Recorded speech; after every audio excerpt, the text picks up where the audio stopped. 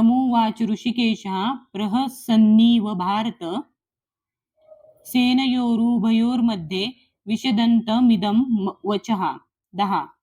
तम त्याला उद्देशून, उवाच म्हणाले, ऋषिकेशः इंद्रियांचे स्वामी श्रीकृष्ण, प्रहसन स्मितहास्य करीत, इव जणू काय, भरतवंशज हे धृतराष्ट्र, सेनयोः सैन्याच्या, उभयोः दोन्ही बाजूंच्या, मध्ये मध्ये, विषदंतम शोकमग्न, इदम पुढील प्रमाणे, वचः शब्द किंवा वचन, हे भरतवंशजा त्यावेळी दोन्ही सैन्याच्या मध्ये उभे राहून हास्य करीत श्रीकृष्ण खिन्न झालेल्या अर्जुनाला याप्रमाणे म्हणाले. तात्पर्य: ऋषिकेश आणि गुडाकेश या दोन घनिष्ठ मित्रांमध्ये संभाषण चालले होते. मित्र या नात्याने दोघेही एकाच पातळीवर होते, पण त्यांच्यापैकी एकाने स्वेच्छेने दुसऱ्याचे शिष्यत्व पत्करले. श्रीकृष्ण हसले, कारण एका मित्राने शिष्यत्व पत्करले होते.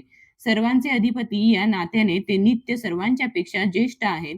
तरी सुद्धा भक्तासाठी भगवंत हे मित्र, पुत्र किंवा प्रियकर यांपैकी कोणताही संबंध ठेवण्यास सदैव तयार असतात. पण जेव्हा त्यांचा गुरु म्हणून स्वीकार करण्यात आला तेव्हा ते गुरु बनले आणि शिष्यांबरोबर त्यांनी गुरुप्रमाणेच गंभीर संभाषण केले. असे दिसते की गुरु आणि शिष्यांमधील संवाद सर्वांच्या लाभासाठी दोन्ही सैन्यांच्या मध्ये प्रकटपणे चालला होता.